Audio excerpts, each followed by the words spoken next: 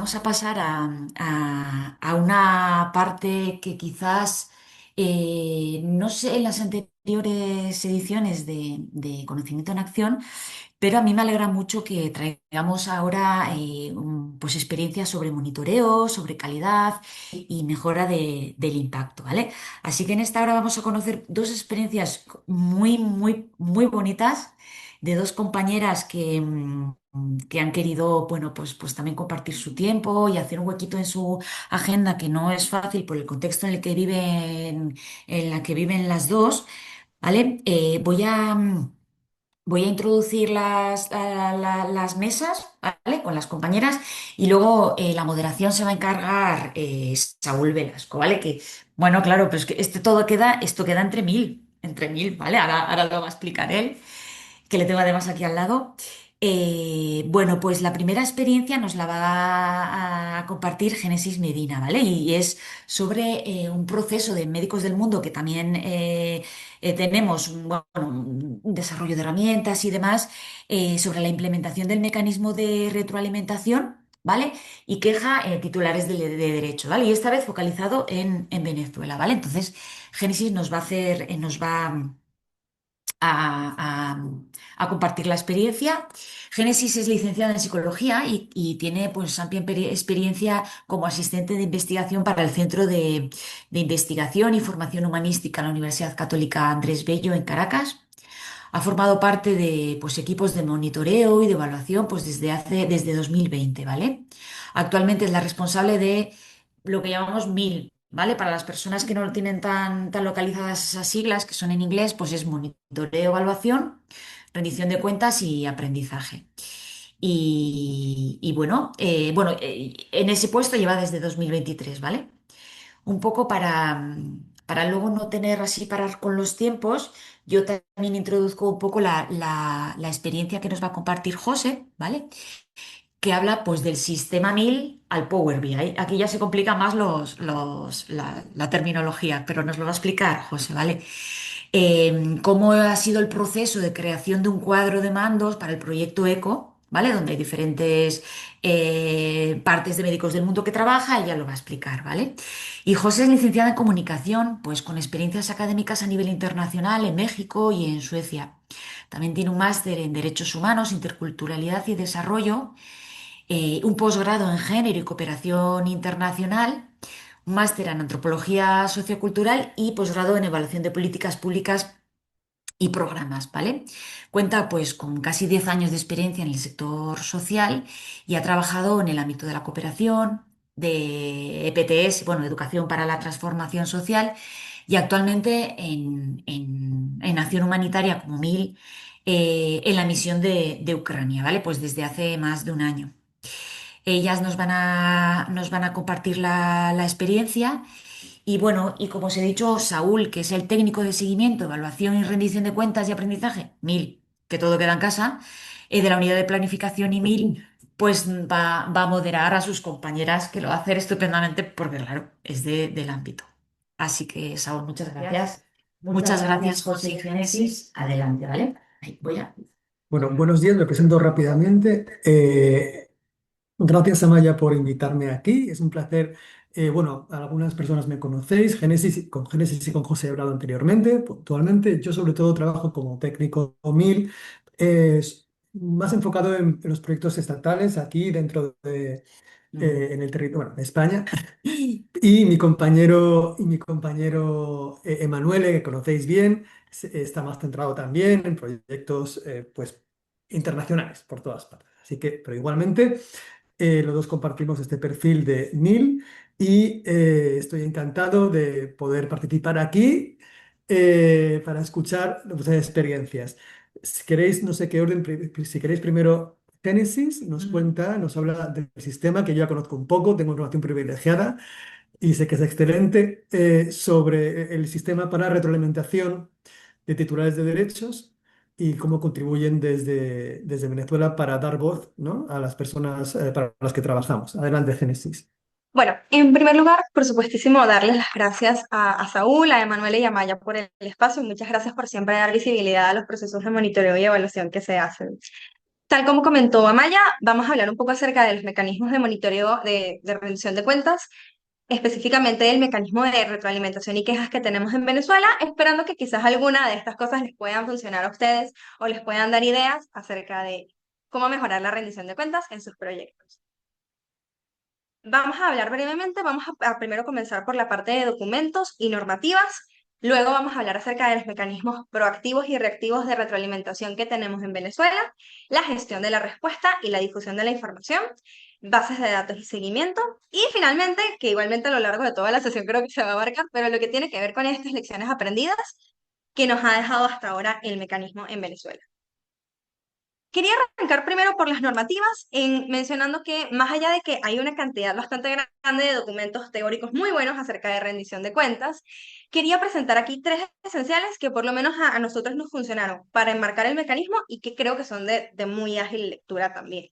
El primero es el marco de rendición de cuentas colectiva ante las personas afectadas que tiene el Comité Permanente Interagencial o el IAS, que básicamente lo que contiene es una serie de actividades que permiten hacer posibles resultados distintos de rendición de cuentas.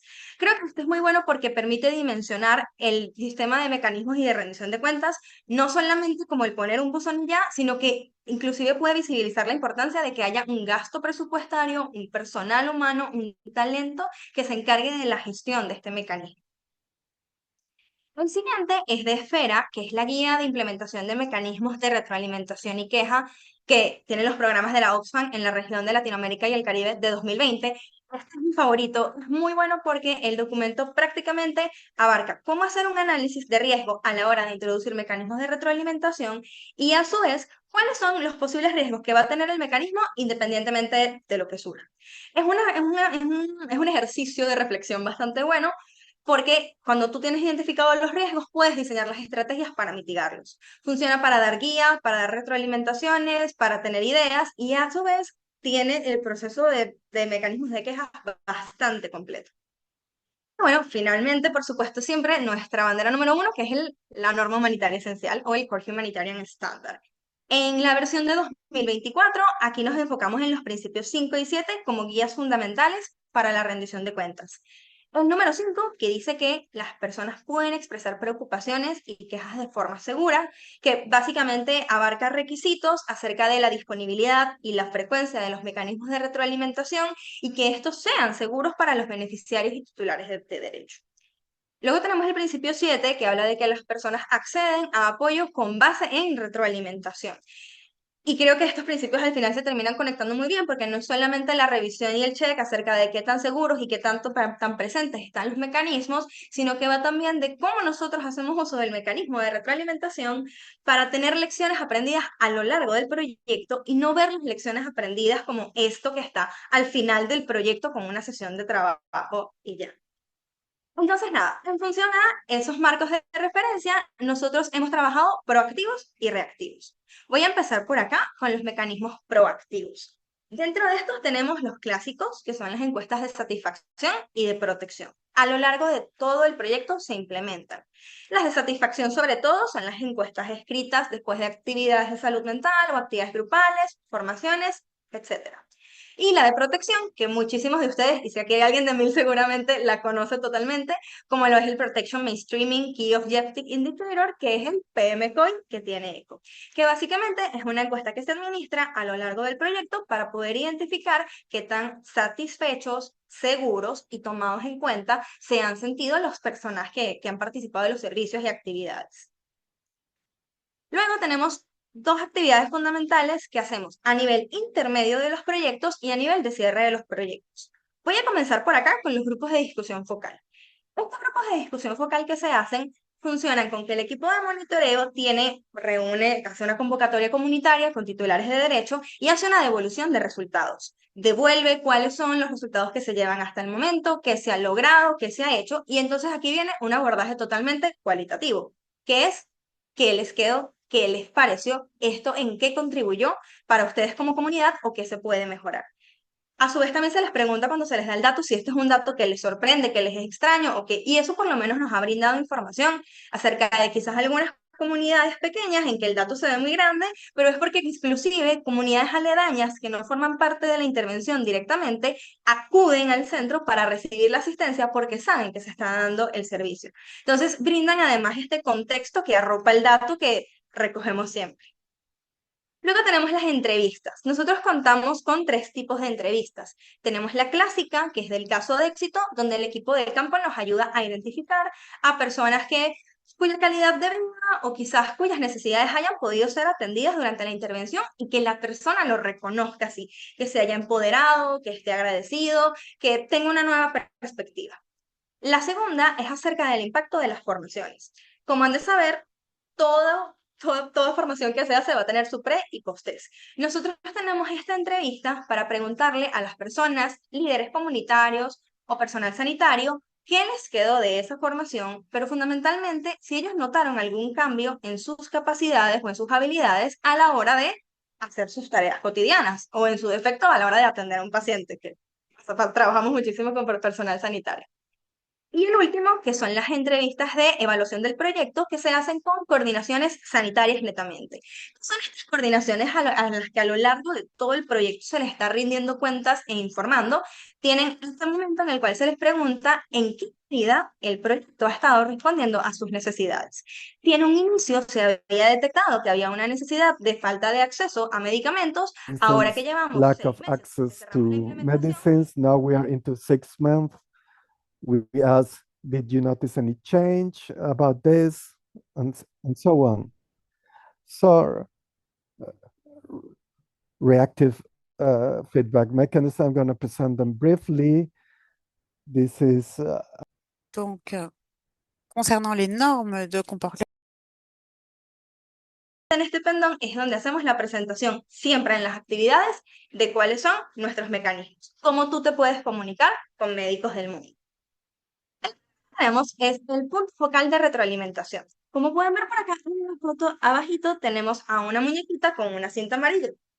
Nosotros implementamos una cinta amarilla que va en el brazo, que de hecho les puedo mostrar de una vez la fotito acerca de cómo se ve, que es para identificar quién es la persona en campo con la cual se pueden comunicar en caso de quejas, dudas, observaciones, sugerencias o lo que sea. Porque siempre decimos, aquí está quizás fulanito, Génesis o Saúl, comuníquense con él en caso de quejas, pero la gente si llega nueva no va a saber ni quién es Saúl, ni quién es Génesis, y mucho menos lo van a saber ubicar.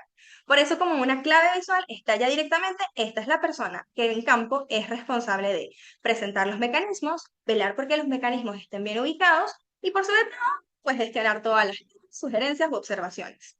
Aquí es muy importante algo a tener en cuenta, nosotros tenemos varias cintas y algo que recomendamos y sugerimos siempre es que haya 2 puntos focales de retroalimentación, siempre que sea posible, en las actividades. Uno que sea mujer y uno que sea hombre. Esto justamente para evitar que el género se pueda quizás convertir en alguna brecha a la hora de querer hacer denuncias sensibles, quejas sensibles, o quizás si estamos en una distribución de kits de higiene menstrual, quizás hay mujeres que tengan dudas y que se sientan más seguras de acercarse a una mujer que a un hombre.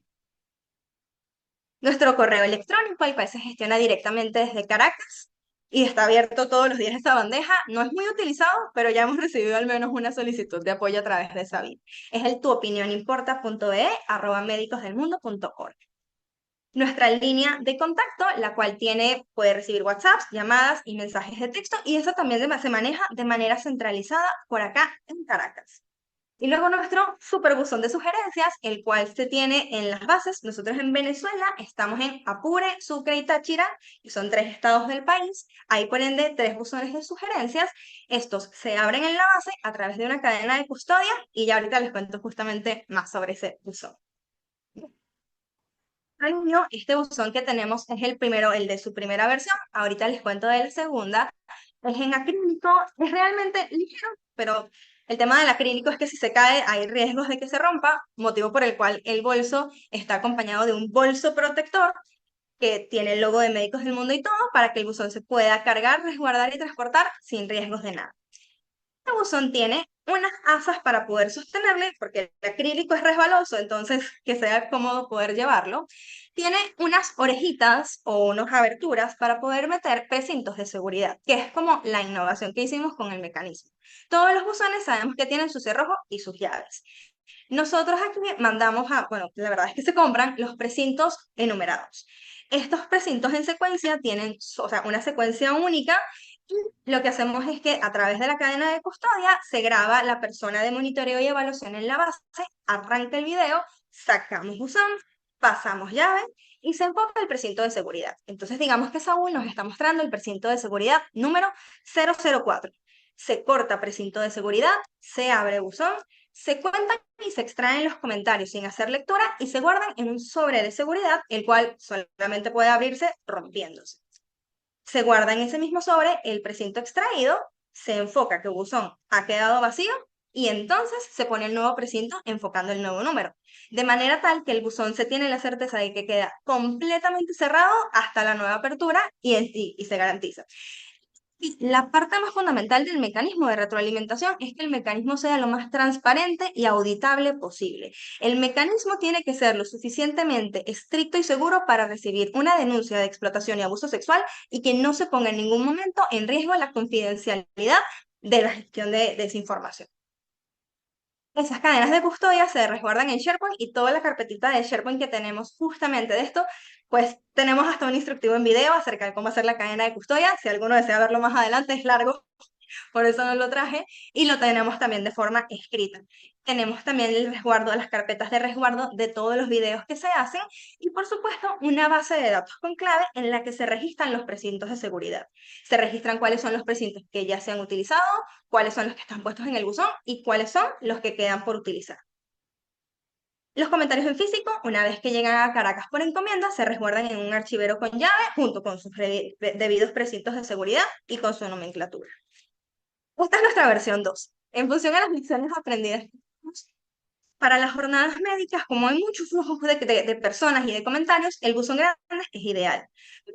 Seguimientos o de donaciones más pequeñas que no van a tener quizás una cantidad tan significativa de comentarios. Por eso enseñamos a este nuevo buzón, que es la mitad del buzón anterior, pero igualmente mantiene sus bolsillos para guardar los papelitos, para guardar los comentarios. Tiene asas más cómodas, quizás al estilo de una lonchera para ser llevado, y también va a tener su bolso de resguardo. Este buzón de sugerencias, no es de acrílico, este es de PCB Celtex, si no me equivoco, mi logista me corregirá si no, que es un material mucho más ligero y resistente. Ahora bien, tenemos estos distintos medios, estos mecanismos, ¿cómo funciona la gestión de esta información? Un comentario que llega, sea por llamada o lo que sea, tiene que tener un código. Entonces nosotros para el código desarrollamos que tiene que tener la inicial de la base, la inicial del mecanismo por el que ha llegado y una secuencia numérica. Ejemplo, si nos llegó un comentario, el primer comentario del buzón de sugerencias de Apure A, de Apure B, de buzón 001. Y así mantenemos todos los códigos de los comentarios con una codificación única y la trazabilidad se puede hacer de manera mucho más fácil. Porque este código se repite en el resguardo de contacto del beneficiario, se repite en la base de datos y también en los hilos de correos en los que se intercambia información para hacer planes de acción. Procedemos entonces, una vez ya codificamos nuestro comentario, a categorizarlo. Aquí en Médicos del Mundo Venezuela, luego de una revisión de varios manuales, sobre todo el de Cruz Roja, que es bastante bueno, elaboramos esta categorización. Para retroalimentaciones positivas, agradecimientos, sigan haciéndolo así. Categoría número 1, para solicitudes de información, cuando requieren algún material, cuando tienen alguna duda. Categoría 2.1 son las solicitudes de apoyo, alguien que necesita acudir a un servicio de nutrición, acudir al servicio de salud mental, una formación que se haga en un centro de salud, etc. 2.2 para sugerencias, que es justamente pues aquellas cosas que puedan decir como sugiero que tengan un refrigerio distinto, incorporen cafecito o cosas así por el estilo. Creo que son las que más me suenan que nos han llegado sobre refrigerios. Luego tenemos las quejas. Importante destacar acá que del 0 al 4 estamos hablando de quejas o de retroalimentaciones no sensibles. Retroalimentaciones que sin ningún inconveniente pueden compartir vía correo electrónico con coordinaciones de base o equipos técnicos.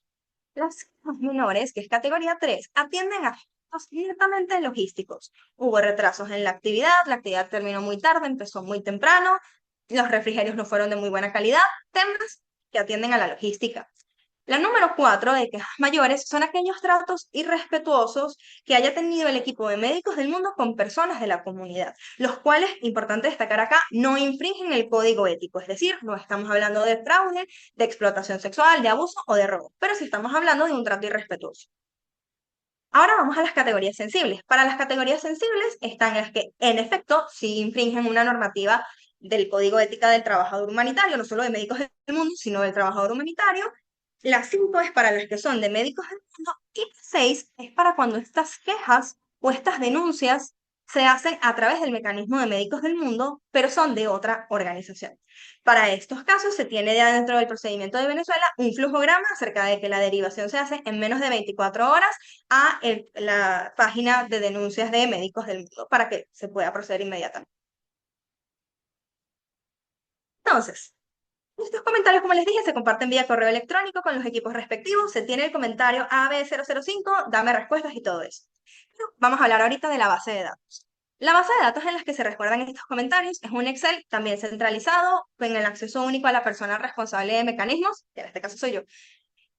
Y los equipos de base tienen su Excel también, pero acerca de las retroalimentaciones verbales. Y poco a poco van alimentando también esto.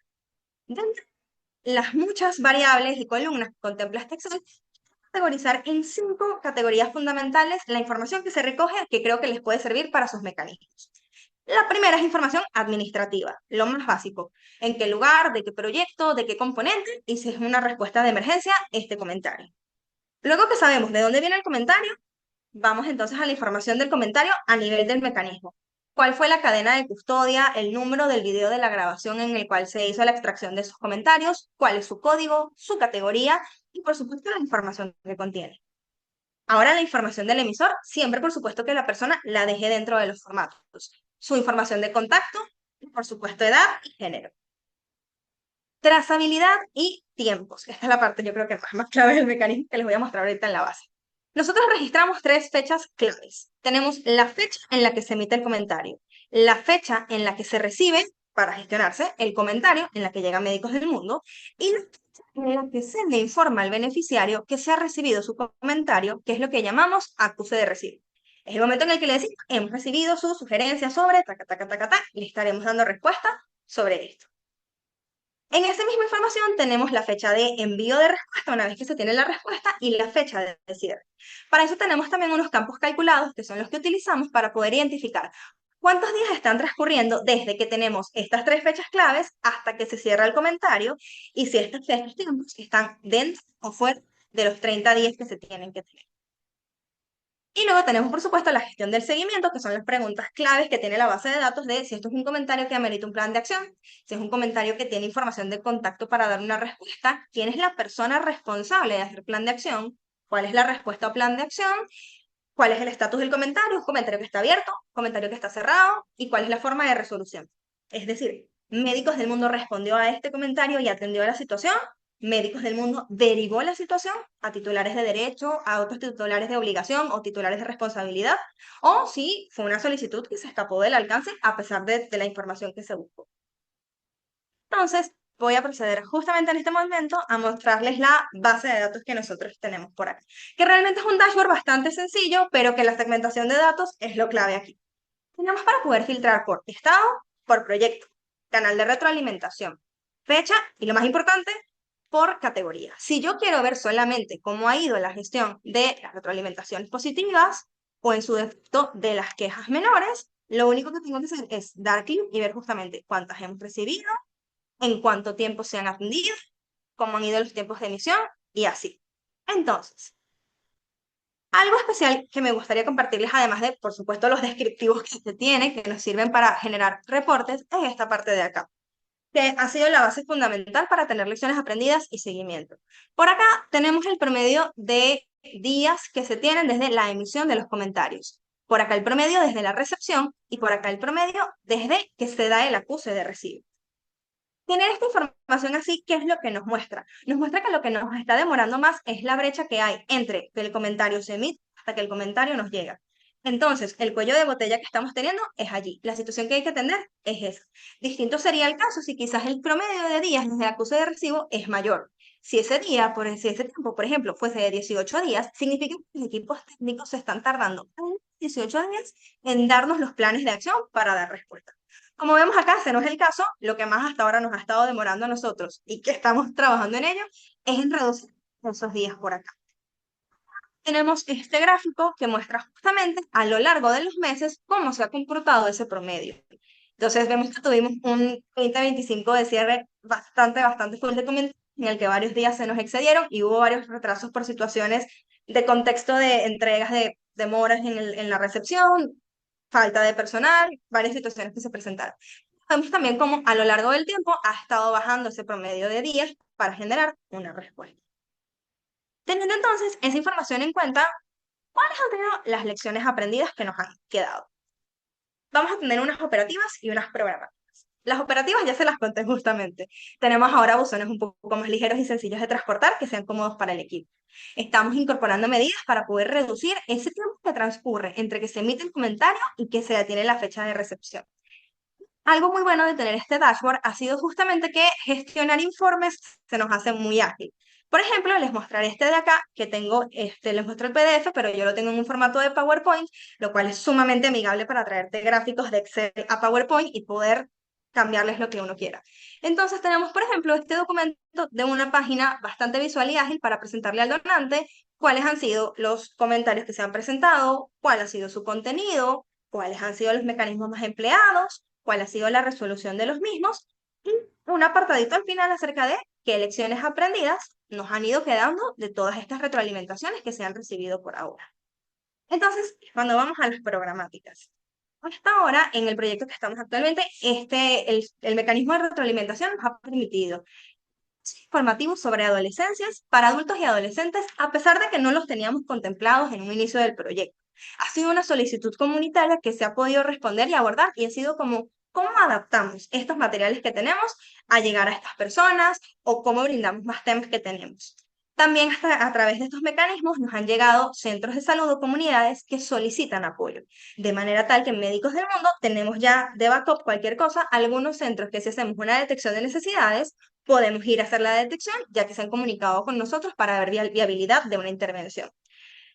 Temas nuevos acerca de todos los componentes que puedan responder a necesidades. Creo que nos pasa muchísimo con el componente comunitario de salud mental, sobre todo las solicitudes acerca de temas de comunicación asertiva, gestión del estrés, relaciones de pareja, mejor trato para las personas que asisten al centro de salud y cosas así por el estilo. Y son temas que el equipo ha podido adaptar, realizar e incorporar dentro de las actividades.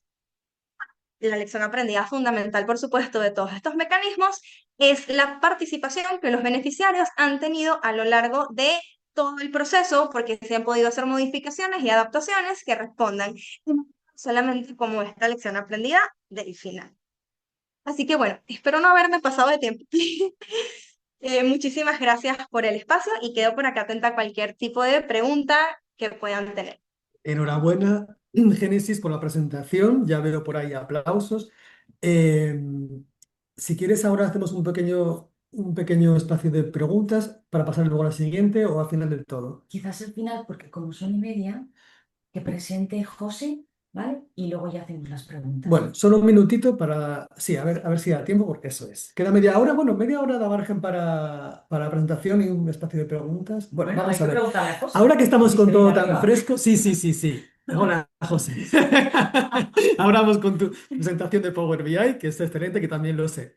Quería simplemente aprovechar este momento para dar las gracias a Génesis por su presentación tan completa y por compartir toda la experiencia. Claramente Venezuela es un ejemplo de buenas prácticas en el mecanismo de retroalimentación y quejas. Me ha gustado ver la variedad de canales que tenéis de comunicación y sobre todo el énfasis que ponéis en la seguridad y la confidencialidad de cara para las titulares de derecho.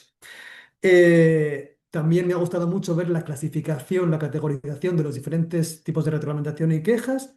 Recientemente, a nivel aquí estatal en España, las diferentes oficinas regionales que tenemos, hemos desarrollado también, hemos actualizado nuestros mecanismos de retroalimentación y quejas y estamos aprendiendo de lo que estamos viendo ahora de las categorías, una muy buena categorización. Sobre todo también me interesa luego ya en detalle ver la gestión de las quejas sensibles, la relativa a Médicos del Mundo y la relativa a otras organizaciones, pero quizás se me estaba ocurriendo que estaría bien hacer un encuentro entre la gente MIL, yo incluido, no solo la gente internacional, para ver los mecanismos de retroalimentación y quejas, lecciones aprendidas ya más en detalle internamente, ¿no? Porque aquí hay mucho que rascar, se ve, y todo en beneficio de dar voz a las personas para las que trabajamos, así que es muy positivo. Y me gustaría también resaltar un aspecto importante que comentó Génesis al principio, y bueno, claramente hay que tener en cuenta la documentación, porque ya hay muchas organizaciones que indican, muchos organismos que nos indican cómo hacerlo bien.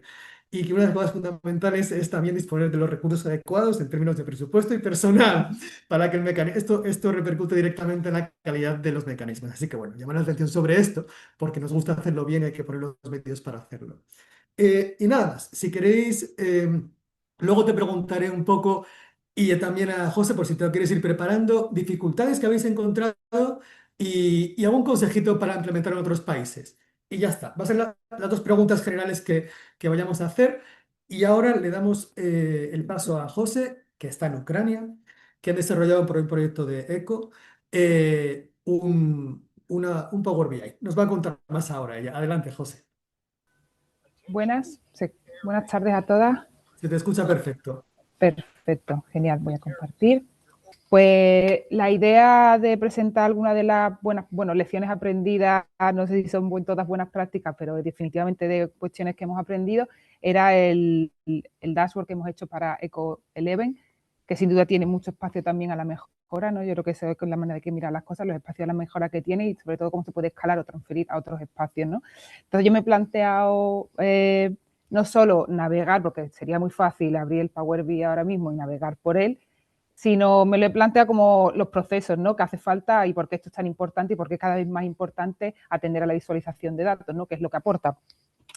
Y aporta que muchas veces pues, hacemos este tipo de presentaciones y lo que mostramos a los demás no se entiende porque no lo hemos organizado adecuadamente, porque no está dirigido a diferentes audiencias y es un poco complicado. Y también porque no es la mejor manera de visualizarlo. Un dashboard de datos nos permite compartir la evidencia generada, nos permite la accesibilidad, quiere decir que cualquier persona que tenga el link, y no solo tiene que ver con el equipo MIL, ni con el Data Manager, ni con el Data Assistant, tiene que ver con la psicóloga que está en la comunidad tal, haciendo sus actividades y quiere ver cómo va el avance y mirar el proyecto de manera más holística, porque trabajamos mucho en ese proyectorado. Alguien ha dicho este concepto antes me ha gustado, ¿no?, que a veces trabajamos en estas cajitas, como pasa mucho en las ONG y en todos los espacios, y tener una visualización de datos nos permite también mirar qué está haciendo nuestra compañera nuestra compañera médico en la Mobile Unit en Zaporilla, ver cuál es el proyecto tan grande al que pertenecemos desde nuestro espacio más pequeñito, ¿no? Y, por supuesto, facilita todo el proceso de toma de decisiones. Nosotros hemos creado un dashboard de ECO, esta es la presentación en la primera página. Mi propuesta es hacer un pequeño recorrido de los procesos, he puesto los cronómetros aquí para no pasarme, de algunas de las cuestiones que consideramos fundamentales para llegar a este dashboard y después navegaremos un poquito por el dashboard, ¿no? El dashboard ha nacido a partir de la experiencia que hemos tenido en ECO 11, ¿no?, que es el número 11 de los proyectos que hemos tenido aquí en la misión de Ucrania, y nació por la necesidad de que teníamos este proyecto a nivel consorcio, que teníamos con Alemania, MDM Alemania, Médicos del Mundo Alemania, Francia y Grecia. Los líderes del proyecto éramos nosotros y nos encontrábamos pues que teníamos enfoques diversos del reporte de datos, ¿no? Había la ausencia de una matriz de indicadores detallada y el proyecto y uno de los desafíos también del contexto fue que cuando nos pusimos manos a la obra de este proceso MIL de manera mucho más integral, era prácticamente finales de junio, pero el proyecto ya empezó en abril. Y eso pues dificulta mucho el intercorporar los procesos MIL de manera precisa. Nuestros objetivos, estandarizar los procesos MIL a nivel consorcio para asegurar la calidad del dato. El dato, si no tiene calidad, no es un buen dato. Entonces, para reforzar la precisión, la coherencia y la puntualidad de los datos. Y con eso evitar reportar los datos en un estilo Frankenstein. Creo que todas hemos tenido la experiencia de trabajar en partner con otras organizaciones, incluso con otras compañeras, y todo el mundo recoge el mismo dato, pero de manera diferente, y después hacemos un copia y pega en un documento, pero aquello pues no tiene ninguna homogeneidad narrativa y por lo tanto no tiene ninguna lógica, no se entiende bien la lógica de intervención y no se visibiliza bien, ¿no? Y aquí algunas de las cuestiones, ¿no? Porque el dato, yo siempre digo que el dato, si lo torturas, te da el resultado que tú quieres. Y que tenemos que tener claro que si el dato es malo, las decisiones que se toman son malas. Y ahora un pequeño recorrido, cómo hemos llegado de lo que el título un poco que le hemos puesto a la presentación, ¿no? De este sistema 1000 a Power BI, como lo hemos hecho aquí en Ucrania a nivel consorcio con los 4 chapters, ¿no? La definición de indicadores es esencial. Muchas veces planteamos las propuestas y las proposals para los donantes, ponemos un indicador, cualquier persona en una oficina, pero no piensa con la unidad de medida, cómo lo vamos a medir. Y toda esa parte que puede ser más metodológicamente muy 1000 y puede a veces sonar a chino mandarín para personas que no son del ámbito 1000, pero que es esencial para que al futuro, al año siguiente, cuando nos aprueben los proyectos que hacemos, saber qué es lo que tenemos que medir, definir la unidad de medida. Definir con ella después las herramientas de recolección de datos, ¿vale? Yo quiero saber el nivel de satisfacción, ¿no? Bueno, utilizando el ejemplo a lo mejor que ha puesto antes la compañera Génesis, el nivel de satisfacción de las personas que participan en nuestros proyectos. ¿Y eso cómo lo vamos a recoger? Eso no es un 4, un 5 o un 6. Eso tiene una herramienta de recolección y esa herramienta de recolección tiene una metodología. Eso hay que desarrollarlo y explicarlo. Después la metodología de recolección va a ser una muestra estadística, una muestra simple, una muestra representativa. ¿Qué recursos tenemos? ¿Tenemos personas suficientes para pasar encuestas a 300 personas o no tenemos recursos y tenemos que hacer algo súper pequeñito de 10? ¿Quién recolecta el dato? Y esto tiene que ver con los equipos y la participación de los equipos en los procesos de recogida de datos, sobre todo en proyectos cuando, y volvemos a lo que hemos mencionado antes, los budgets no integran los procesos 1000 a lo mejor de manera adecuada para que podamos contratar a enumerators, ¿no? Encuestadores. Pues nosotros, por ejemplo, en el Need Assessment que hicimos el año pasado, justo, tuvimos que hacer formación en SEGO, formar al equipo en cómo se recoge el dato, en cómo se hace una presentación a la persona que nos va a contestar a esa encuesta, en cómo ser amigable, el cómo no preguntar de manera un poco prejuiciosa.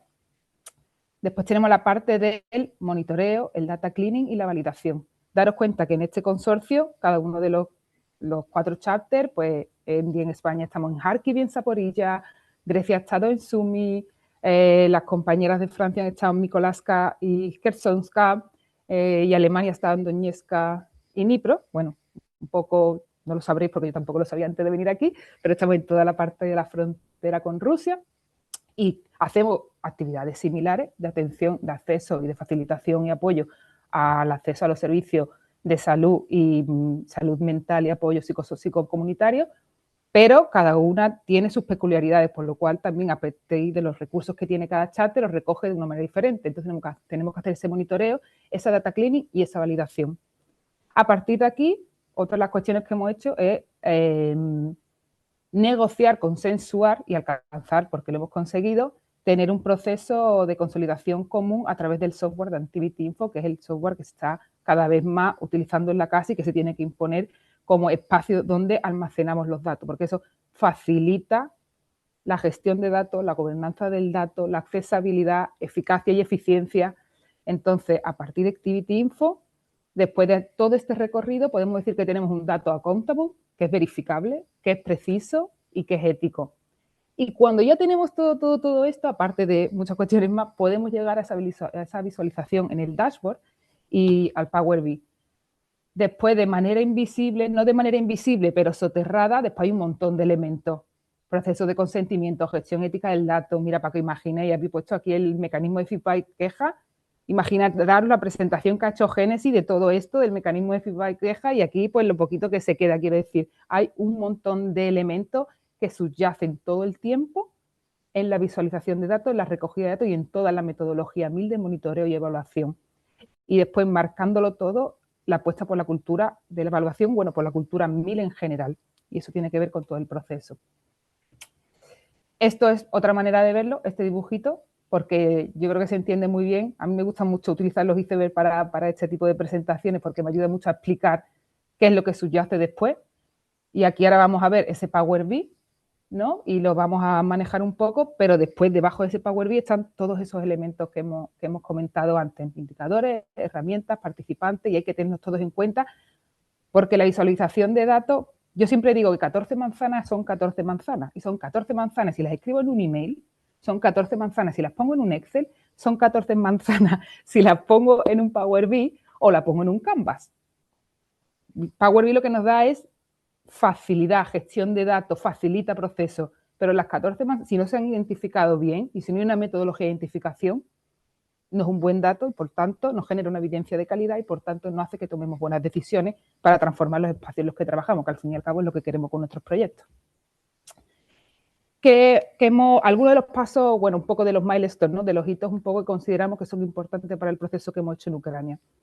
Primero, diseñamos una matriz de indicadores más sólida, más completa, de todas las necesidades que tienen metodologías de cálculo, herramientas de recolección, tipo de muestra, periodicidad, ¿no? Cuestiones que pueden parecer tan simples como la satisfacción, por ejemplo, utilizar este indicador de eco, ¿no? Que tiene su propia encuesta y su propia metodología. Si todos los chapters consensuamos que vamos a utilizar esta herramienta, es importante también que uno no lo utilice en octubre y otra no lo utilice en marzo, ¿vale? ¿Cuáles son los periodos, las ventanas de aplicación? Vale, vamos a definir 8 semanas. Entonces, todo eso estaba enmarcado en la matriz de indicadores. Hicimos un workshop en julio donde fuimos todos los charters, nos congregamos 2 días y revisamos todo, porque claro, aquí una de las cosas que no se nos olvide es que el proyecto ya había empezado en abril. O sea, que cada MDM estaba ejecutando su implementación y recogiendo los datos de una manera u otra, lo estaban recogiendo, pero cada uno de una manera diferente. Entonces, aquí nos tocaba en retroactivo un poco decir, vale, pues yo lo tengo así, este dato, el dato más válido y más accountable que tengo es este, vale, pues yo lo tengo de esta manera y de alguna manera negociar y consensuar, ¿no? En esta parte también que nos ha pasado en Eco11 había una parte también muy humana de negociar continuamente con los partners, con los otros compañeros de MDM y de saber cuál es el punto máximo de calidad que podemos alcanzar. Otra parte fundamental, y esto es como Activity Info. Activity Info es el hermano de Power BI. Power BI, si lo conectamos a Activity Info, puede dar resultados magníficos en términos de procesos, de facilitar procesos, como he dicho, y sobre todo de eficacia y eficiencia también, y de gestión del dato y de accesibilidad, pero necesita, por supuesto, unos conocimientos y un monitoreo y seguimiento. O sea, establecimos Activity Info como el software donde consolidábamos, pero eso, Manuel dio un training de 20 horas a todos los charters, hay acompañamiento continuo y supervisión a los charters, porque algunos de ellos nunca habían utilizado Activity Info, entonces había un proceso también de acompañamiento en este sentido, pero es lo que ha facilitado que en la punta del iceberg podamos ver un Power BI. Durante todo el proceso creamos un grupo de trabajo con todos los 1000 managers y 1000 officers, y después también creamos una guía de herramientas, un documento bastante integral, o sea, no integral del todo, no lo podemos llamarle sistema de seguimiento y monitoreo, porque bueno, pues no hay listas de verificación, no hay benchmark de calidad, pero bueno, incorporamos indicadores, herramientas de recolección, metodología, que son elementos que nos ayudaron a asegurar los procesos de recogida de datos. ¿Y qué conseguimos? Pues estandarizamos y armonizamos los procesos de recolección de datos, no al 100%, hay algunos ahí todavía que tenemos que mejorar, pero hicimos un proceso que sí realmente avanzamos en muchos de los indicadores, establecimos Activity Info como espacio de consolidación de datos y esto nos ha permitido, como decía, tener datos verificables, accountable, precisos y éticos y crear un dashboard para el proyecto de Eco12. También os diré que Power BI, para los que conozcáis, es una herramienta, los datos que tenemos son finitos, pero las posibilidades que te da Power BI, no diría a lo mejor que son infinitas, pero son masivamente mucho más grandes. Puedes mostrar en Power BI todo lo que quieras.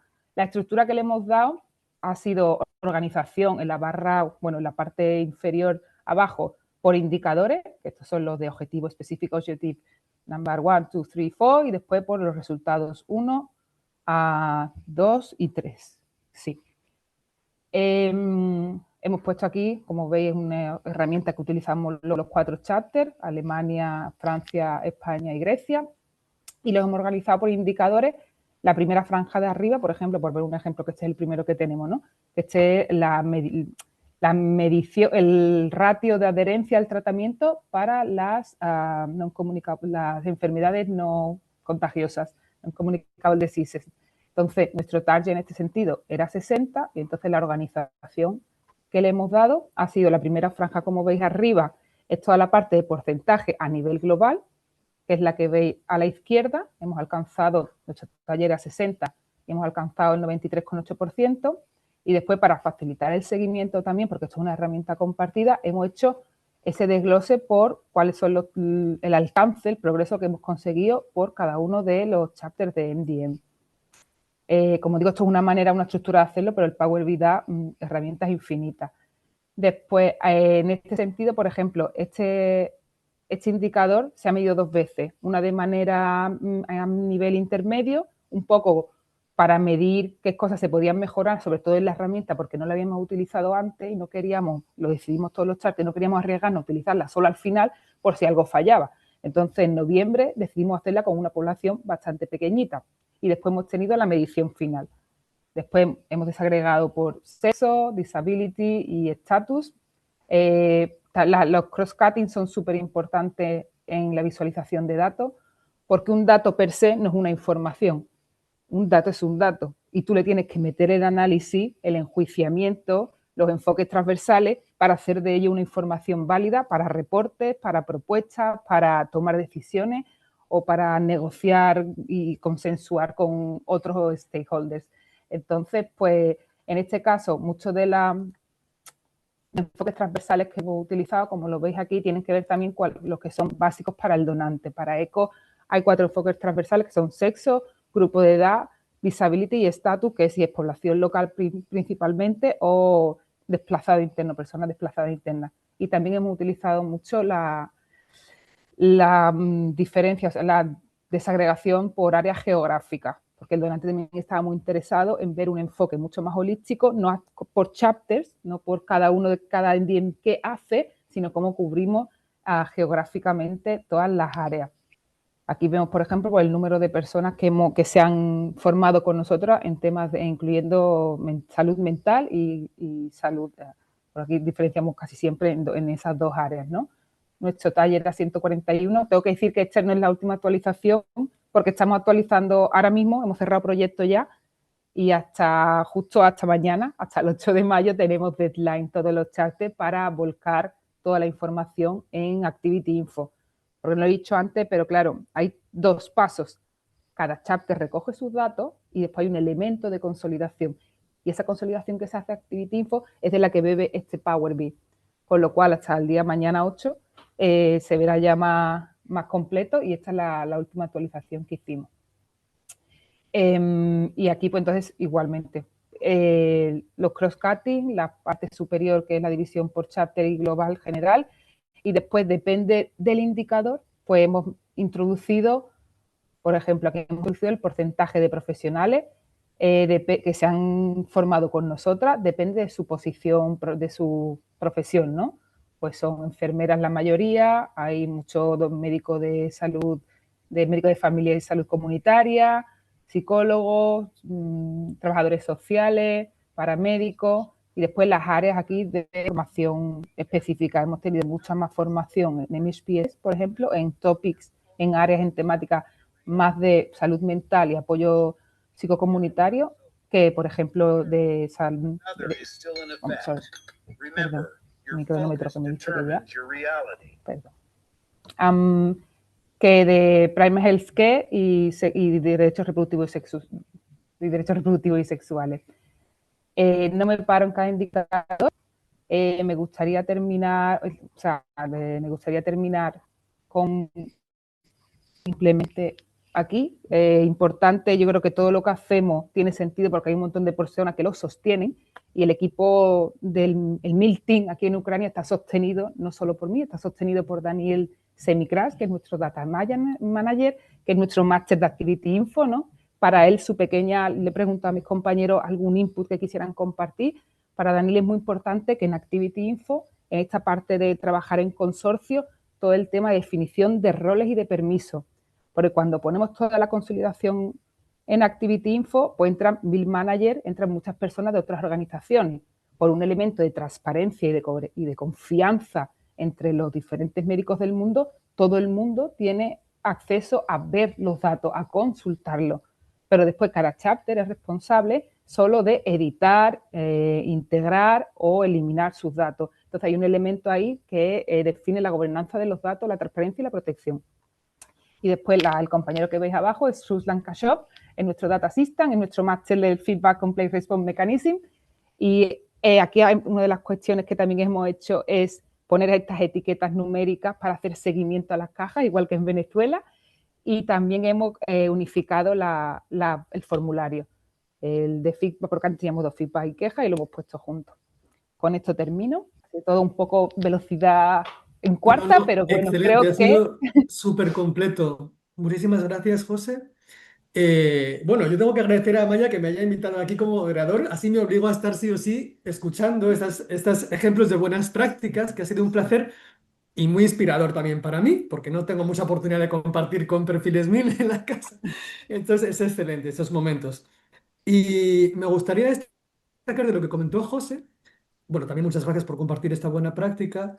Eh, la importancia de incorporar todo el proceso MIR desde el principio del diseño del proyecto, sobre todo cuando ocurre como en la realidad, que el proyecto se aprueba después. Entonces ya hay que haber hecho algo antes. ¿Y cómo hacemos ahora para coordinar cómo recoge la información cada uno con las herramientas? Entonces, tenerlo claro desde el principio, intentarlo en lo posible para ir un poco alineados para el futuro. Y que, claro, en el diseño de proyectos estén los indicadores como tienen que estar, pero también cómo recoger el dato, y que todo esté listo para cuando se lancen las herramientas, la metodología, por lo menos un poquito orientado, es verdad. Así que es importante poner ahí un poco de esfuerzo para luego ya, cuando ya que las dificultades sean menores. Así que es como llevarnos el camino nosotros mismos, con lo cual es una buena práctica. Así que muy bien puntualizar eso. Y luego también me ha gustado mucho lo que comentabas, que es perfectamente así, que la dificultad de integrar información de diferentes actores y que has destacado el aspecto técnico como el aspecto humano. Por un lado, de coordinar herramientas, de consenso y prácticas, metodología de consenso, pero también está el aspecto humano de acuerdos y escucharse, tenerse en cuenta y demás. Los dos aspectos son muy importantes. Y la metáfora del iceberg me ha encantado, porque nos encanta un Power BI, súper formativo y todo eso, pero claro, es la punta de todo lo que hay de abajo y tiene relevancia en base a lo que hay de abajo sea una buena base, así que eso es.